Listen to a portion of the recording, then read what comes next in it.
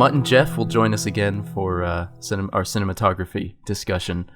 But for now, we're going to move into the costumes of Game of Thrones, which I think is probably one of the sickest elements of the show, we can all agree. I'm going to hand it off to our resident expert guests, who are our VIPs who are joining us, who have brought so much information on costumes that my head is going to explode with epaulets and embroidery. Hi, I'm MightyIsobel, and I am one of your moderators, and I am here to talk about costumes. Hey, I'm Fatwelda, and I'm also here to talk about costumes. Michele Clapton, who she did all of the costumes for the show, or most of the seasons, I think, right? She had left for one season, I believe, but now she's back again. Word, okay.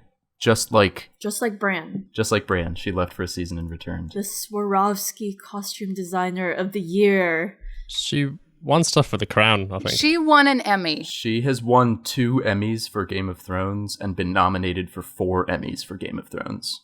Yeah, her Emmys were season 4 and season 2. She's also won BAFTAs for The Crown. Also has Stannis in it. It does. It does. As an artist, which is just weird. Interesting. How versatile. Always the artists.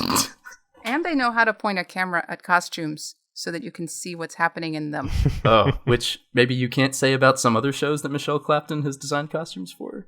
I might say that. I just know that when I see the pictures of the costumes and her description of all of the thinking that goes into them, it's incredible. Yeah, and I feel like that is not reflected on the small screen. There's a great resource, which is the Inside HBO seasons 1 and 2, the big coffee table books, and they have these beautiful full color photographs, and you can actually see what's happening on the clothes, and you can see the detail and the embroidery. And I remember just being floored when I saw the photographs of the wildlings. They all have animal patterns painted on their costumes. Oh, wow. I had no idea. Yeah. Yeah. And so you can see these pictures in the book, and you're seeing that they're walking around wearing their stories of their people, right? Whoa. And it's all painted onto the costumes. It's definitely worth checking out if you're interested in the depth of detail that went into the physical objects that the actors are wearing. That's awesome. Well, I mean, not any of this. I don't know how some of this is really intended for us to see on the screen. I mean, the embroidery detail is tiny.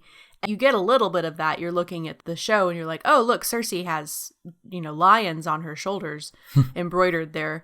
Kat has fish on her scarf thing. Right. Sansa's wedding dress, if you look at the detailed embroidery of that, it's like a story of her life from wolves to lions. The embroiderer has a website of her own where she has some of her work displayed on it. Her name is Michele Carriger.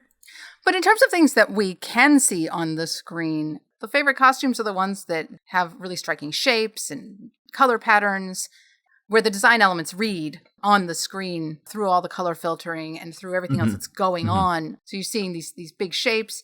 And Michele Clapton has talked about how she put a lot of work into coming up with clear looks for each region and each house to help you see at a glance where people's affiliations were and where they might be in transition from one affiliation to another. Like where you see Sansa showing up in King's Landing. We had been seeing her in Northern Stark clothes, and she takes up dressing more like Cersei. And you see a lot of that in King's Landing, the houses swapping off styles. And I think Sansa is the perfect character to do that because her situation is requiring her to fit in and survive wherever she is. So she's in the north, she's going to dress like a northerner, she's going to learn how to embroider like a northerner, and then she moves to King's Landing and now she's going to dress a la mode with the fancy hair and the sort of cross-tied dress, and then, she goes to the Eyrie and she's adopting the style with the feathers and this more, I guess, daring fashion choices. And then she goes back north again, and suddenly she's back in Stark colors and Stark northern fashions. Granted, it's snowing, so I don't think you would want to wear King's Landing dresses in the snow, but... Yeah. I was thinking about, once you put Sansa in the black feather wing dress, have you lost the opportunity to then costume her in pure white wedding dress and present her? If you're going to be Darth Sansa, have you missed your opportunity to portray her as a lamb to the slaughter later? Right. And thinking about kind of the arc of the story, and I think there is a story you can tell that works with that. There's also a tendency to kind of just want to pretend that saw happening didn't actually happen, and now we're telling the story instead. And with Sansa, that ends up coming out a lot on screen in the costumes that she's wearing, especially in the later seasons.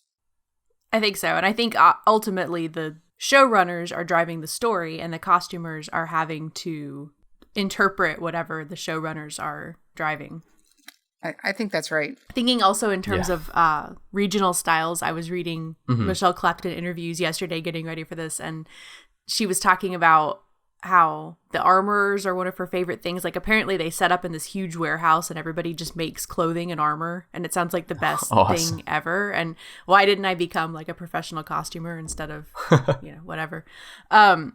So she said that the armorers are there working and they have to really think. They can't just crank out identical sets of armor and put a lion on it for the Lannisters and a direwolf on it for the Starks. That thinking about in King's Landing, you have a whole street full of armorers who are trying to get you to buy their armor, and so they have to be the best. It has to be ornate. It has to be flashy.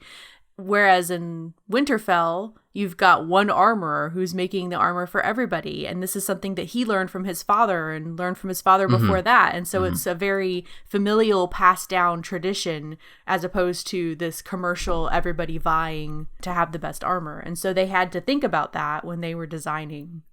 This interview and this talk that Michele Clapton does at the Getty Museum, Michele Clapton kind of approaches the costumes in terms of what objects are available to these characters where they live, and the things that are available to them and their environment affect how they would dress. So when you were talking about armor, you'll see that a lot of like the King's Landing or southern houses, etc., have a lot of metal and stuff, but because in the north it's cold, she was thinking that they don't want to have armor that can easily conduct the cold.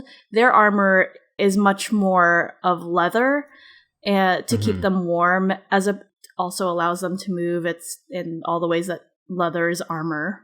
And she's thinking about what sort of materials are available to them in the north in terms of dyeing or things like that. Well, leather also offers less protection than metal armor, so it's a way of showing that the North is not as wealthy as a lot of the southern houses. I know that Ironborn in the books are described as needing very wind-resistant clothing because of, sailing and all that, the wind being a real cutting force. Oh, yeah. Yeah. I saw in another interview where she was talking about that one of the things that they used to condition the armor for the Ironborn was fish oil, because she's like, Really? of course they would smell like fish, so why not? And the picture for it was this beautiful piece. Well, beautiful. It was this piece of leather armor that had the kraken cut into it, right? But it was clearly like had been oiled, and you can just imagine it just smells like squid. Apparently the Ironborn are like awesome. her favorite to clothe. That is interesting. Really? Since they're also gray. Really? And I've also heard that their costumes smell terrible for like everybody because they never wash them to maintain the colors when they shoot. Arya was in the same clothes for like 3 seasons. Can you imagine how that would go? Oh. well, they did have to make new sets as she was growing, though. Oh, right. Yeah. Yeah, true. She talks about that though. She's all like, I want you to see on screen the way that they would smell. I want them to look smelly or something like that. I mean, yeah, I think that works. They do. People look filthy in Game of Thrones. Well, so can we talk about that? So that makes sense for the Ironborn to be gray and drab and smelly. But then, where is Roose Bolton's pink? Oh, yes. Come on. It's kind of there, but it's very, very muted. In the Middle Ages, they used crazy colors. Everybody has this conception of the Middle Ages as all brown and drab and neutral and gray, and it wasn't. It's like if they could get a color on something, they did. I mean, these medieval cathedrals that we see now that are all bone white were painted. They were gaudy. They were crazy. I feel like that's reflected in some of the early seasons. You go to King's Landing, everything is colorful, like flowers. You go to Dorne, everything in Dorne is beautiful and vibrant. And yet, like, everything in Westeros above King's Landing is just gray. Yep. Yeah. It's like that when we touched on the coconut effect in the music thing, where it's like a disingenuous but commonly accepted version of how something was in history is preferred over how it actually was, because people are just so used to fictional depictions of the wrong way of it being. Like with Greek statues, how we think, oh, they're so sophisticated, they're just white, that's, so awesome, when they were, like, they really get loud and gaudy and coloured in reality. Yeah. But people prefer the fake version because it feels real. and they would dress the statues. Yeah. They'd be wearing the fashion. They that's wouldn't awesome, just be yeah. like standing there, you know? So just really dope mannequins. Exactly. For the Middle Ages, we don't have a lot of extant pieces that are examples of clothing because, as you can imagine, linen does not hold up for, 1,000 years. So a lot of what we know about medieval fashion is from manuscript illustrations, which would have been done by monks or priests. And what do they know about fashion? They're celibate men living in isolation. And so, we use these things as examples of clothing of the time, and yet they're still imperfect because through this lens, I mean, can you imagine if Sam was responsible for representing all of the fashions of Westeros Sam in Tarley, a book? not He Sam may, the Moderator. yeah, Sam Tarley, yeah. Yeah. If Sam Tarley were responsible for recording all of the fashions of Westeros in a book, he may or may not be able to draw well. He may or may not know what a woman looks like. Sam, you had one job. Well, Right. he had sisters, but yeah, we don't like those depictions and of what people wore really start to come through more, in the Renaissance. You can see from the very beginning of the show that Michele Clapton wasn't trying to replicate medieval fashion. It was a revelation to me to read the book about the show because where it talked about how she mixed European armor with samurai armor to get the stark look, with the kind of skirt and the armor at the bottom, right? And you just go with it. It looks really cool. It looks great. It is the look for that faction. It doesn't pop as being, that's wrong. Right. You get costumes like Marjorie's Alexander McQueen necklines, and Cersei wears those too. You get these pops of modern looks. I was just looking at one this morning. It's an image of Littlefinger in season 1 before he goes north in King's Landing. And he's wearing this long doublet with like exaggerated pinstripes. He's wearing 20th century power lawyer suit, basically, interpreted for King's Landing. It doesn't look medieval. You wouldn't see that in a period piece. It's its own interpretation. And I think that stuff is really cool. Like a similar thing I was saying with the music. Right. Like they use some things as shorthand to vaguely wave it, period, like the fact it's a doublet. But they add in all these modern touches like pinstripes or, like piano or guitars or whatever to use this vast, new wealth of art we've had in the century since the Middle Ages. But it works in such a way that the viewer, just thinks, that makes sense for the vague time the show is in. Totally. But the creators get to do much more interesting stuff with everything that's happened since then. Yeah.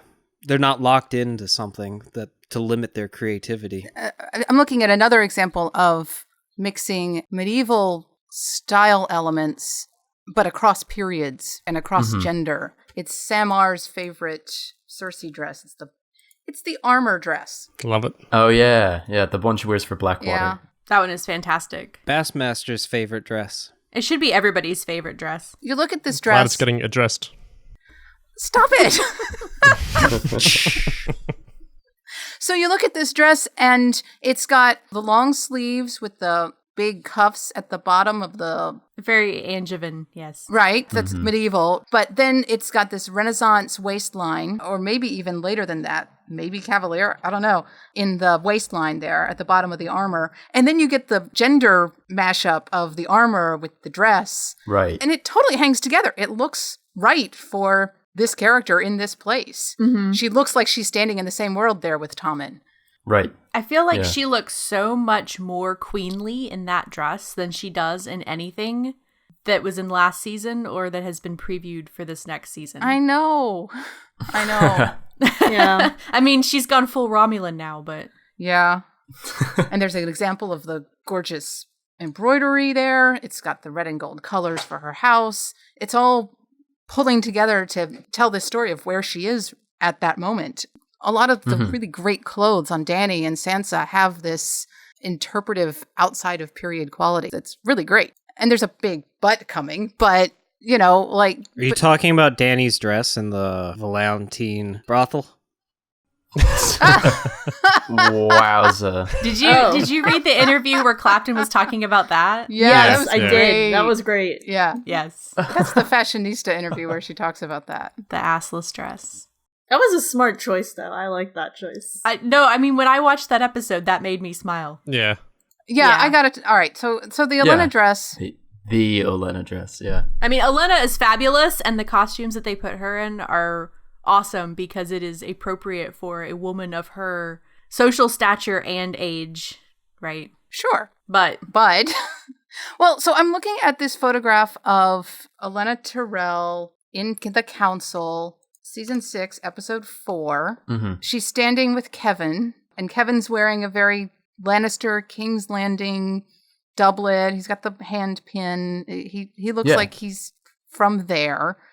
And her costume is Victorian. It is 19th century in the lapels and in the puffy sleeves. And she's got that medieval wimple on, which kind of tricks the eye a little bit into thinking that the period is right, because we're looking at her face and maybe not paying, but the silhouette is just completely wrong. We've never seen those puffy sleeves anywhere. I think we saw puffy sleeves in Horn Hill, actually. They're almost mutton chop sleeves. We see puffy sleeves, but a different sort of puffy sleeves, but that sort of puffiness on Myrcella in Dorne. Mm-hmm. And there's the Ivory wing sleeve stuff going on in season 1 on Lysa Arryn. But this puff... It looks like something that they drug out of Dame Maggie Smith's closet for... Yes. Yeah. For Downton Abbey. That's exactly what I was thinking. It's 100% Maggie Smith. To me, what I see is, I always call this the Lady Bracknell costume because it looks like the character from Importance of Being Earnest. It looks like a costume rental. This is a scene from season 6. At this point, we're supposed to be looking at Olenna and Kevin to some extent as Cersei's antagonists for the season. Mm-hmm. Kevin and Olenna are staring down Cersei and getting in her way, and we're supposed to see Olenna as a serious antagonist to Cersei. And this is all setting up things that are going to happen at the end of the season. The Tyrells are a serious threat to Cersei's agenda. Mm-hmm. But the costume is screaming like low-budget throwaway. Like, we just didn't have any time or resources or money to put into putting her into clothes that she would be wearing in King's Landing at this time. So we just found a costume that fit Diana Rigg and put her in it. It's like generic Dowager. Yeah, she'll just be like Dowager. Instead of actually characterizing her in her place at her time, doing what she's doing. I think that dress was in the trailer for that season. Yeah. And you're watching the trailer, and the trailer is setting up the themes and the feelings and everything for the season. You're like, wait, what? Yeah. What was that? Like, literally nobody has lapels. Yeah. Now, I saw a great cosplay of this dress in Baltimore. Yeah. Like, as a garment, it's great. Michele Clapton was actually not the costume designer for season 6. Yeah, she had other work. So she worked seasons 1 through 5 and then took a break for season 6 and then has returned for the 7th season. Season 7. Okay, so we've finally been waiting for Dany to take on her red and black fire and blood persona. And now we have the shots of her in the trailer reaching Dragonstone, and she is wearing this armor, basically. I think it's leather. Yeah, it's armor-ish. It's a very severe look. And it is now black and red. Although, it's really hard to tell that it's actually black and red because of the filters. There's red on that? Such a shame. Yeah. I think they're like small details, but I couldn't tell you where they are because of the filters and it's far away. There was one image they released where there was none of the filter and you could see like all of the red that's in there. It's a ridiculous amount to wash out. It may have been in the short that they did about the costumes for season 7. Well, the making of shot that brought the colors out is actually a heightened saturation filter also on the camera. So there's a bit more red in that shot than is actually visible in real life. But if you go back and you look at Viserys' costume in season 1, that red there is also fairly muted. So it's not like they undid totally like how they were doing the costumes bright and vivacious with it. I think we can just call that red Melisandre red. Like, for the way that Melisandre's red shows up on the show. Yeah. Speaking of Viserys, in this interview that Michele Clapton does for season 7, she actually says that she's trying to harken back somewhat to Viserys' costume. Cool. For like you can see it in the photo that posted. Like she says, and now she's finally got her armor, she's finally got everything, and she can really finally echo the style of her brother with the extended shoulders and the red and the symbolism. He always had the big Targaryen sigil on his chest. Now she's got the big chain with the dragons' heads on it. And the chain, she was saying something about how Dany's wearing a chain. It's only one chain, though. Yeah. Not 2 chains. But she's wearing that chain to her symbol of royalty because she doesn't feel that she should wear a crown yet because she is not yet the queen or hasn't conquered Westeros to be the queen yet. Right, yeah. There's just so much thought that Michele Clapton puts into that stuff. It's so awesome. She isn't queen. She doesn't get a crown yet. So she incorporates a different element of the costume for that. And she's talking about the colors that she puts Dany in throughout the series. And about how at the beginning she was this innocent, virginal, the very first episode where she gets this dress to go meet with Khal Drogo for the first time. And then she evolves into wearing lots of grays and whites because she's supposed to be ethereal, above everybody, queenly. And now she's sort of descending into this darker black and red, which people have been waiting for. Definitely. I find myself wishing that Dany's look popped and contrasted with the looks of the other women in the cast heading into season 7. Since she is an outsider. Yeah. Right. But everybody's in the emphasized shoulders and nipped in waists. It's all in the same black color scale, which tells us things are really serious. But also there's a sameness about it that to me gets in the way of connecting with the story that seems to be being promised. Yeah, I mean, all of the Stark kids look very similar now. Maybe it's because it's winter. It's winter and you gotta wear your winter colors before it was summer and you can have your brights. And then, we go to Dorne and they have some of those autumn colors going on and now it's winter. I don't know.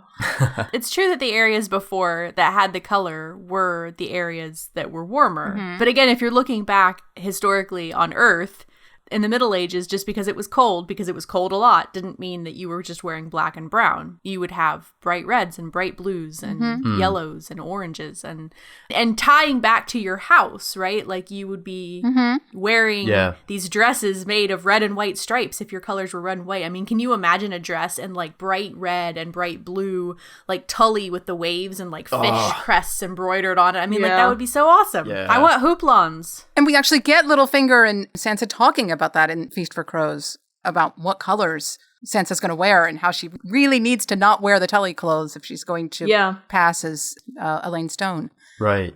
I've got an in-universe explanation for the muting of colors, and that's because winter is coming, it's freezing in the trade lanes up in the north, so they can't import the dyes from there, and Dany's just interrupted the slave trade in Slaver's Bay, and so they're readjusting their economy. I like that. With all the storms that have cropped up that are in the books, maybe they happen in the show too, that's interrupting all the naval trade, and they can't import all the dyes. But, there we go. So here's 2 problems, right? So one problem is that the people who have always been the most cold are the wildlings. And the wildlings don't wear black. They don't like the Black Brothers. Black is not the color of Winter from Beyond the Wall in terms of wardrobe, right? It's whites and furs. And black is a dye. And then there's the issue of black is not cheap to achieve. It's much easier to achieve natural colors like muted browns. If you're really digging down and getting ready for winter, you're not dyeing every piece of fabric black because that's resource intensive. Excellent point. And you're not maintaining it black. Maybe they just rub it on the oily black stone. But I like the idea of dye shipping being locked up because of all of the climate change and... Explanation to die for. Stop it! Got plenty more up my sleeve. Wow. I'm going to slash those sleeves. I think it's just a fashion choice. I think it's black is the in color right now. Black is the new black. There are some really beautiful details on these clothes. Dany's dragon pin. The jewelry is really pretty. And to the extent that HBO is employing these jewel crafters and embroiderers, that's great. Get that work out there, get it done. If possible, show it to us on the screen, but it's great that work is getting done. I guess maybe Cersei's wearing black because she's in mourning. That's true. But all the people she killed? Yeah, I was going to say, how many people have killed in Cersei's life and she's just now wearing all black all the time? She's got a lot to make up for. Well, she has to keep up the appearance to the small folk that she is in mourning, even if she's not. Yeah, but this is literally her third child that she's lost, and her father, and her husband. And she still managed to wear fairly bright colors through the entire show. That's a really good point. like I said, she has a lot to make up for, you know? I think someone pointed this out towards the end of last season, or at the end of last season, that Cersei's current outfit harkens back to Tywin's outfit. Doesn't it? Like Tywin's armor? Yeah, but here's the thing. Tywin was the hand. He was supposed to be in the background. He was supposed to be like the theater hand who wears all black that you don't see them going around behind the scenes doing all the crap, right? Yeah. Like you don't want a king or a queen sitting on a throne wearing all black. Like that's not splendid. That's not magnificent. That's not evoking a sense of power and dominion. Right. It's understated. Cersei might not think that. Cersei, who doesn't think through the political narratives and like things like that, she might be thinking like, I'm Tywin with teats, as she says in A Feast for Crows. So she's just like, I'm just gonna dress like my father and everyone will know, especially now that my hair is short. Actually, but Jaime doesn't wear all black. She should look exactly like Jaime now. But Jaime doesn't think of himself as like Tywin. Jaime wants to be less like Tywin. We didn't mention the red jacket. Oh, we can talk about the red jacket. Can we? I mean, I think everyone in the world who has ever seen Game of Thrones can agree that the objectively hottest costume, with the possible exception of that Volantine brothel scene, is Jaime's leather jacket. Right? Jaime's red leather jacket. So I was on the live feed watching that episode when that jacket came on the screen, and the live feed just erupted. People were like, I want that jacket. That jacket is so hot. Like, it was huge. It's probably the best thing about season 5, I would say. Just replace your rewatch of season 5 with just look at this image for 10 hours. I can't stop looking at it. No, I mean, it's also the jawline. It's got I really like the detail of the stitched on sleeves that is period appropriate. Mm-hmm. It does sort of call back to his season 1 leather jacket that he wears when he fights Ned, which is all white with a slash of red across it. Nice catch. Which is just kind of, I mean, thank you. It's a nice catch. Which is more like a samurai thing. So I do have to point out that in the picture that I have, and I'm not sure if it's from production or if it was like something like a glamour shot that they took of him while he was on the set. Right. But he has 2 gloves tucked into his belt. Now, obviously, his golden hand is way bigger than his normal hand. There is no way that those gloves are going to fit over that hand. And so I thought that was really interesting. Is that like we just put a pair of gloves in there? Or is that like Jaime trying to deny the fact that he doesn't have... I mean, like, I do that with my gloves. Like, when I'm dressed in period clothing, like, you just tuck them into your belt. Sure, right. So it's like a fashion thing? Is that like a psyche thing? Like, he's denying that he has... I never understood the reason why some knights decide to wear 2 gloves. As opposed to what? 3? Or 1? Or what? That's a Jaime quote. Oh. Never mind. With regard to swords. Waven had read the books, so... Yeah, I've actually never seen Game of Thrones, so... I like his big old dong belt. Anyway, we can talk about different costumes. That's also a period... It's got a little lion head at the end. Oh, it does? Really? Oh, amazing. The little line. Wow. The Giant of Lannister. Oh, snap. Anyway.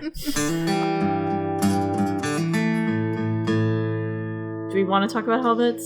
That Michele wears many a hat, but she puts few on the characters. No, she loves hats. She wants to put hats on people. She loves this Tywin helmet she made and talks about it, and then everyone else makes her take off the hats. So the thing about hats when you're trying to tell a story is that on stage, directors often end up getting hats off of actors' heads or just cutting the hat altogether because it's really hard to see an actor's face under the brim of a hat and get your face lit. If it's about getting light on the actor's face, the hat has to come off. And so you can have the actor enter with the hat and to establish that it exists, and then you got to take it off and put it somewhere. You're trying to get this show made and setting up lighting rigs to throw unnatural light up under somebody's hat brim when you're already trying to get light down on their face. Yeah, it's really hard when you watch some war movies like Band of Brothers to tell like who everybody is when they're wearing helmets, huge hats, in like dark locations at night. Yeah. They should have done selective color grading on each character, so you have purple to follow along with blue, red. Where? All for the sake of the hats. Oh, God. I also feel like there's a severe lack of sombreros beyond the wall. Oh, yeah. Where's my mariachis at? I am the last of the giants.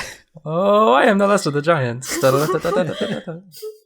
With actual medieval pageantry and display, you would have those helmets out on the tournament field with the crazy things on top. right, with sigils and whatever Yeah. stuff, so that the people in the stands could see who they were looking at. Gregor Clegane's tiny fist.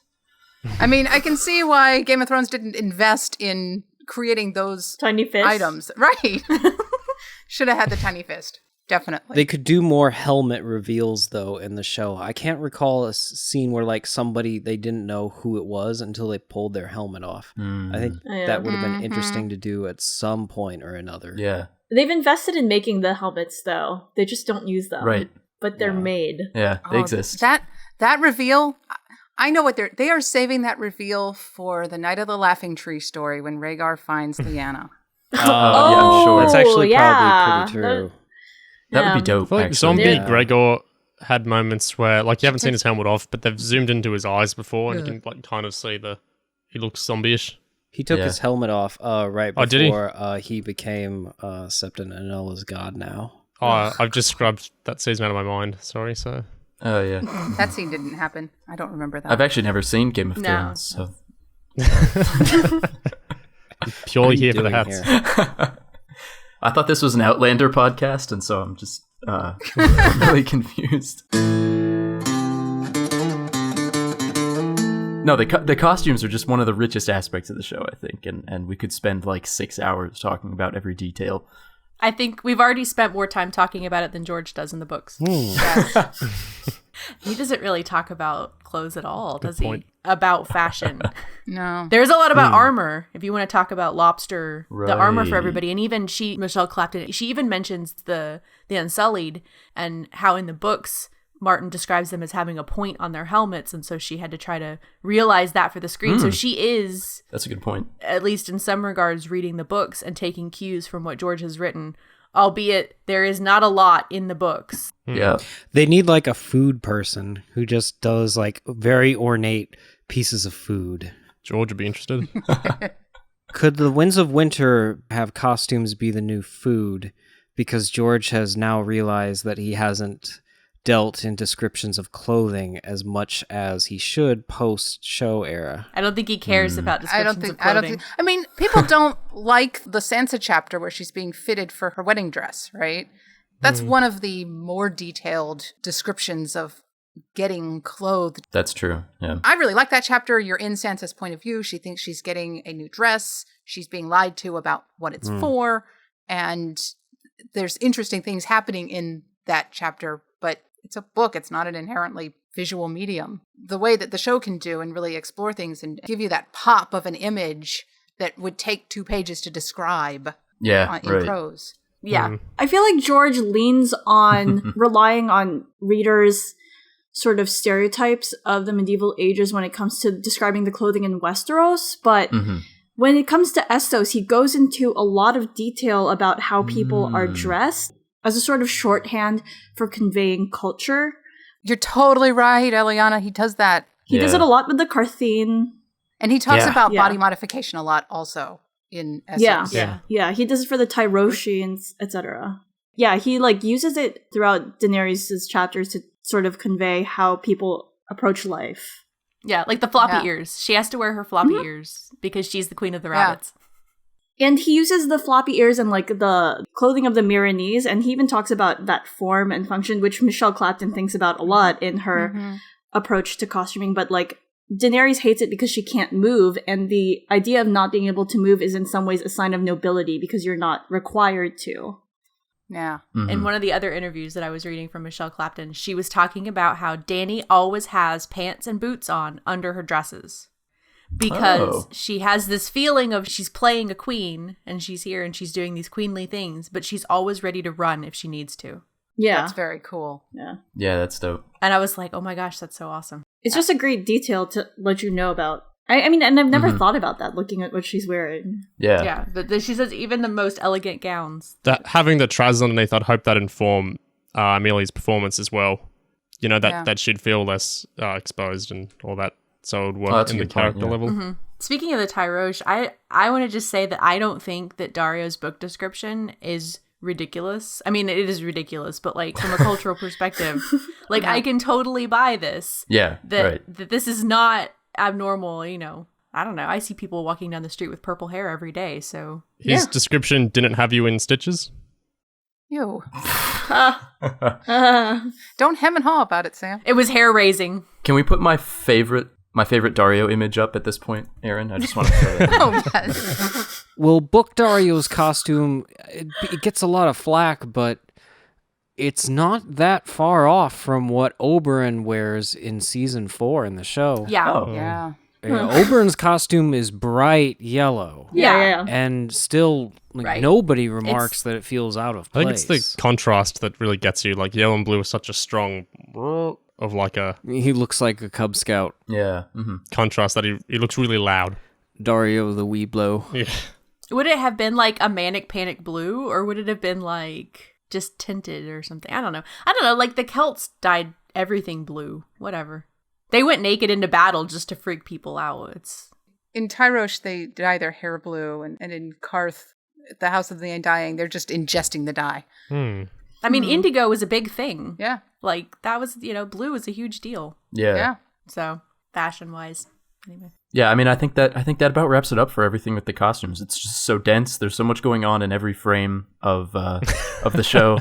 This is Fat Walda. I'm checking out for now. See you guys later. This is Isabel signing off. Goodbye. And stay tuned, everyone, for our discussion of cinematography with the return of Matt and Jeff.